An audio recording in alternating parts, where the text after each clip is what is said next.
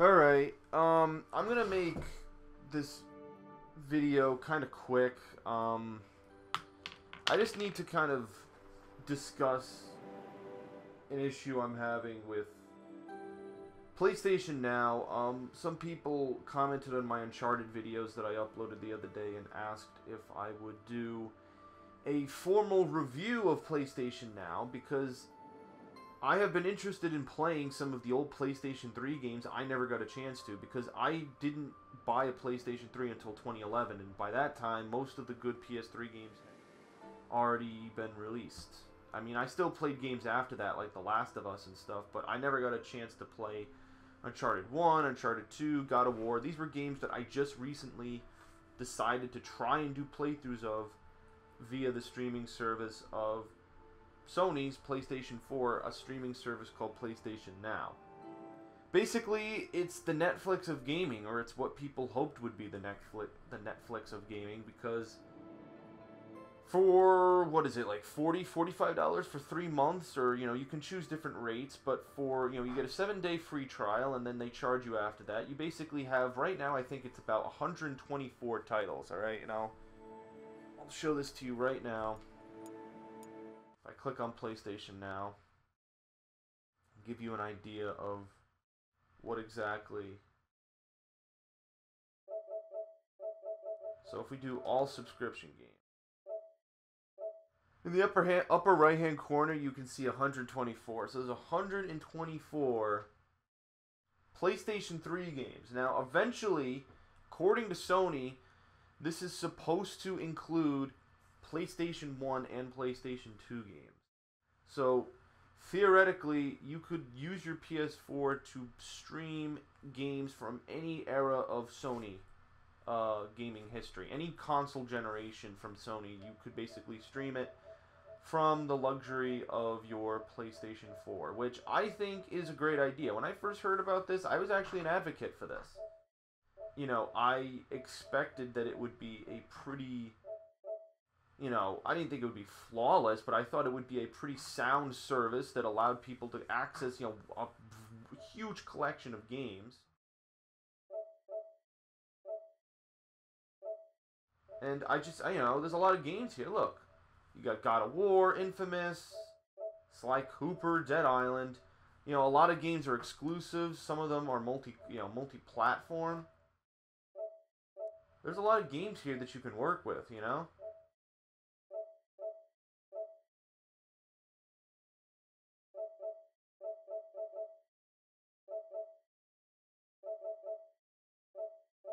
And so, basically my problem with this service is this, okay? It comes down to one thing. Just one thing, honestly, because if this was fixed, I wouldn't really have a problem with this service. And it basically amounts to the lag, the streaming capabilities of this service. They're not up to par. It's exactly what I thought it would be.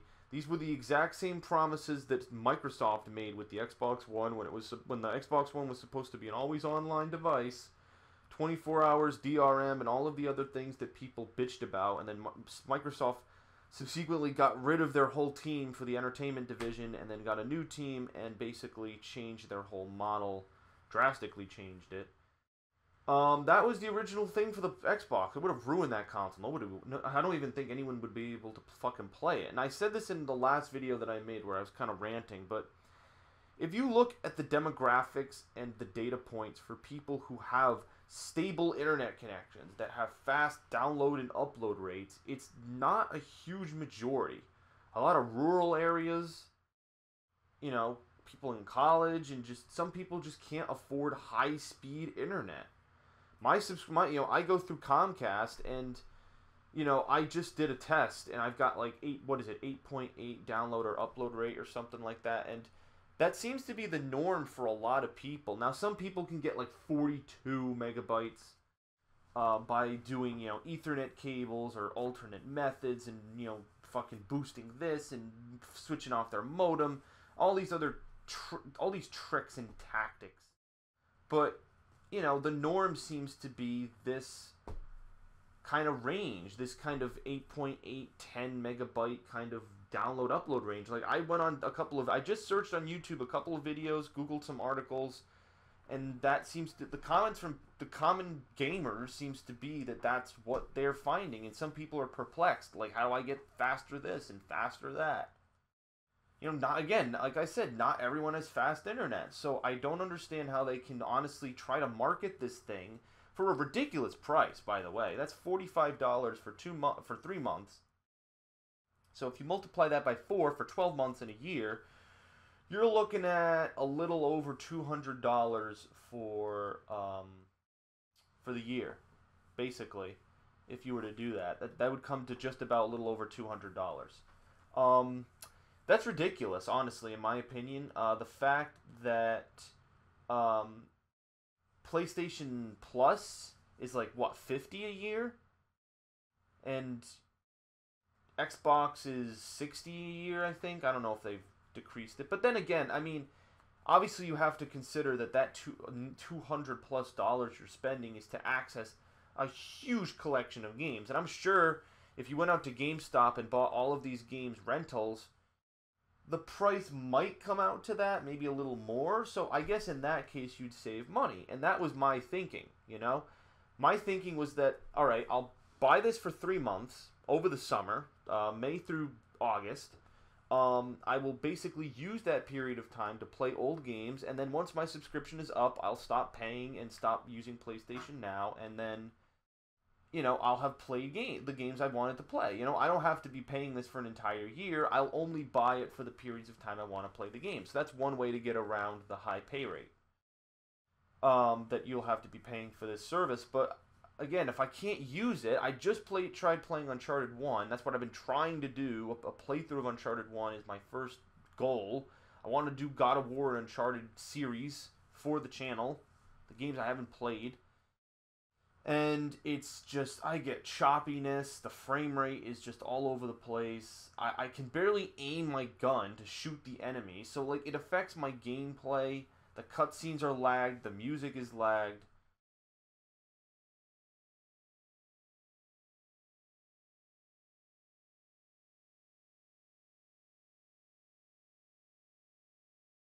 Shit's guy. Unfortunately, I cannot give, if people were asking for my opinion on this service, I can't give it my stamp of approval. It's too fucking just all over the place. You know, again, streaming stuff. Nobody can say that streaming stuff, the cloud-based, like, it's bullshit. I hate stuff that's cloud-based. I hate stuff that's online like this. Like, I'll always be a classic, you know, CDs, discs, games with discs, like, those are reliable because the game disc is packaged, marketed, and sold with the game disc. Like, the whole purpose, the console is supposed to have lasers in the fucking device. That's the reason we have a console in the first place, okay? If we were to have digital games, all digital games, then you basically would have a PC. That's why there's a big fucking army, the PC fucking master race, who download all their games on Steam, clog up their hard drives with their giant ass computers, and then brag on the internet because they've got fast this and fast that and fancy graphics this and all this other crap. The reason why console games have this different nature to them is because they have this disc capabilities and they're pretty fast when you run them through that manner. That's what makes them special. You know, back in the old days of the PC, you used to have CDs for PC games. You know, things have changed a little bit over the years for the for the PC with the introduction of Steam, but for consoles, you know, there is obviously the option to go digital and buy games digital, pre-order, launch, whatever, and they work. But I just think when you have a service, especially like PlayStation Now, it can't operate on its own two legs. It collapses. It's like trying to fucking make a Jenga set. You know that game Jenga where you have to like, it's basically trying to teeter all the blocks, and you know, if you move one block slightly, it'll fucking make the whole tower tip over, and that's basically what's happening with this service. And so I did the 7-day trial. I might have to cancel my subscription via some methods here. So that is my review of PlayStation Now. I gave it a shot. I played over almost 2 hours of PlayStation Now because I played Uncharted for almost 2 hours the other day. And for whatever reason, the first 2 parts of the Uncharted playthrough, that was going pretty well. For whatever reason, I wasn't running into problems. There was some lag every now and then, but it was nowhere as bad as the lag I'm facing. I don't know what's going on today. I have no idea. I don't know if PlayStation is... The PSN is just experiencing network issues. I don't know. But it's far too ambiguous, and it's far too pricey. Those are the 2 negatives. Far too pricey, far too ambiguous. 7 days is really not enough to even get to experience half the games in this collection, let alone like 1. They should maybe make it a 2-week trial. You know, give people a period of time to try out this stuff. You know, it should be allowed so that you reel people in even more. I don't think 7 days is enough, to be quite honest. And again, the fees are just ridiculous. When you can pay $50 for PlayStation Plus for an entire year. Alright, well, that's the review.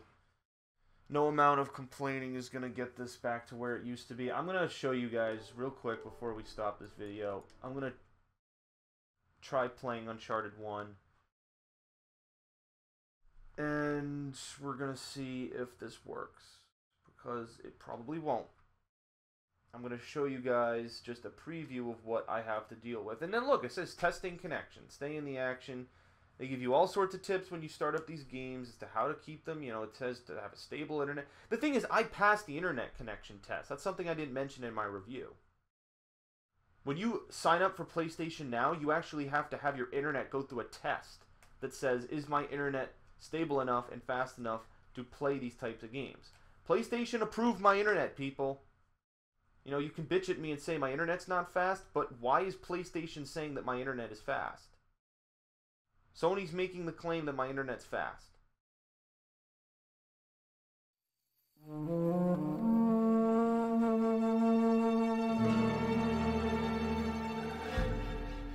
we're not getting any audio lag like before, I suppose. I don't know, it very well could be random. Let's try it. Let's try a level online just real quick. Or, yeah, technically online. Let's try a level. Now we're getting the audio lag. Now we're getting the audio lag. Here we go.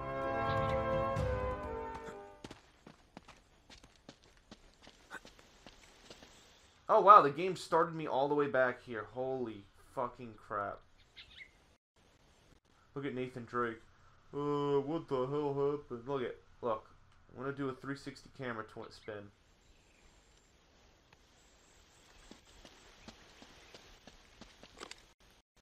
Look at. Trying to aim my gun. Look, this is me aiming left and right.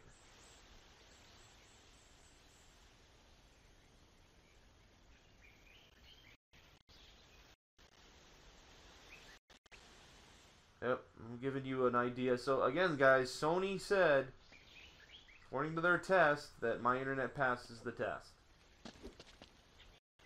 And again, I don't have an Ethernet cable to... Well, I do have an Ethernet cable. I just don't have any ports in this room to plug it into.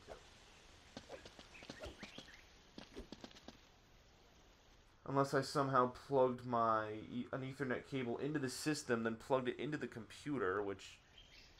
I don't know how the fuck that would work, but...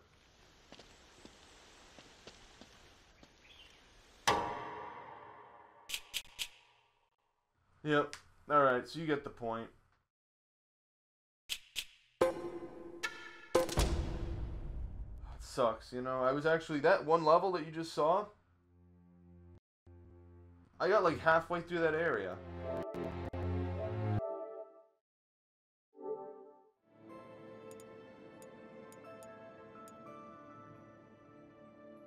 Alright, well... I think we're done.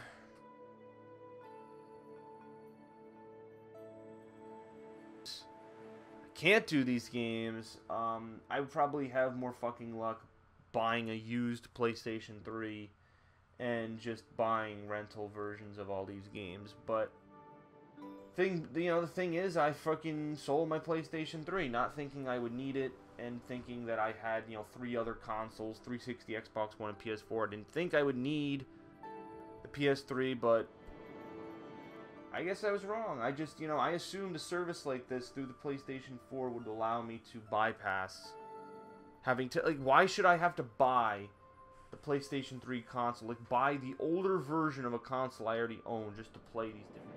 It's stupid. You remember the days of the compatibility? The backwards compatibility? Remember those days?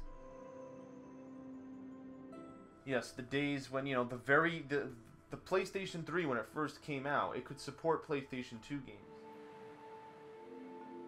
The newer PlayStation 3s don't support PlayStation 2 games, and then I believe the Xbox 360 does support backwards compatibility. I don't think the version of the 360 matters, because during my countdown to Grand Theft Auto playthrough about 2 years ago, I played Grand Theft Auto San Andreas for the original Xbox. I was able to play that on the 360 on my Slim. So I think the 360 allows... I think there's a list. I think there's a list online, because there's some Xbox original games that don't work on the 360, but I think a good majority of them do. But yeah, so basically the 360 PS3 console generation, that's the last generation of consoles that will permit backwards compatibility. With the new consoles, it's a thing of the past, and fucking streaming services like this is how we get to play old games. Oh, it's really disappointing. Anyway, 16 minutes, you guys get the point. I don't really suggest this service. The only way I'd suggest this service is if your internet... If A, you haven't played a lot of PlayStation 3 games offered, and B, if you have a very stable internet. If your internet is like 42 megabits per second, for the upload and downloads when you test the connection. But, not everyone has that, and not everyone, can spend money out the ass for super expensive internet. So, and the thing is, my internet's 5G. That's the thing. Like, the fucking router is the floor right below me. So I have no idea why this is being this fucking ridiculous. Oh, blah, blah, blah, blah, blah. I mean, for someone who's played PlayStation 3 titles before, why even get this, Another thing you should probably wait for, the PlayStation 1 and PlayStation 2 games that were promised with this service, those haven't even been released yet.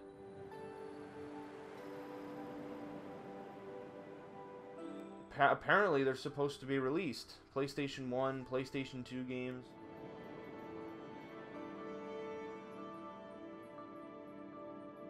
I don't know, man. I don't. If I have trouble playing PlayStation 3 games, how the fuck would I ever play a PlayStation 1 or 2 game? Like, jeez Louise. I mean, granted, those games aren't as graphically demanding as an emulated PS3 game, but...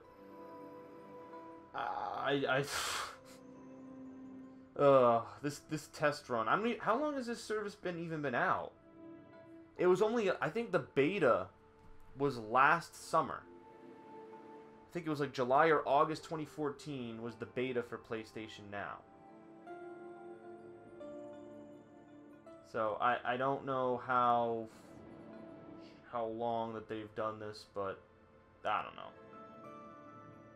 Anyway, thanks for watching, guys. Sorry for kind of droning on here. I'm still kind of shocked that this is really going on, because I wanted to do playthroughs of these games, and now they're going to be forever incomplete because of bullshit via PlayStation Now. So, thanks, Sony, and thanks to every fucking game developer and publisher who thinks that this nonsense is the wave of the future. It's not the wave of the future. You don't have the market for it. The market pool for this type of stuff is just, it's not big enough to sustain the cost. It's just not. Financially, it wouldn't make sense. And so, that's the excuse for me. Until the fucking infrastructure of this country improves and we can actually have multiple users, millions of people with stable internet, then maybe only then services could be widely implemented like this. But until then, I don't think It's nice to have. It's nice if you have the internet. It's nice if you haven't played the PlayStation 3 games. But if you don't have any of those things, you're kind of fucked. So, and again, I keep reiterating the point. I did an internet test. When you sign up for PlayStation Now, it says, oh, you have to test your internet because if you don't have a good enough internet, it won't work. I tested it, and it says, congratulations, you passed the test. Well, if I passed the test, why do I have to suffer with what I just suffered through? That's my main point of contention. Alright, thanks guys. Adios. Thanks for watching.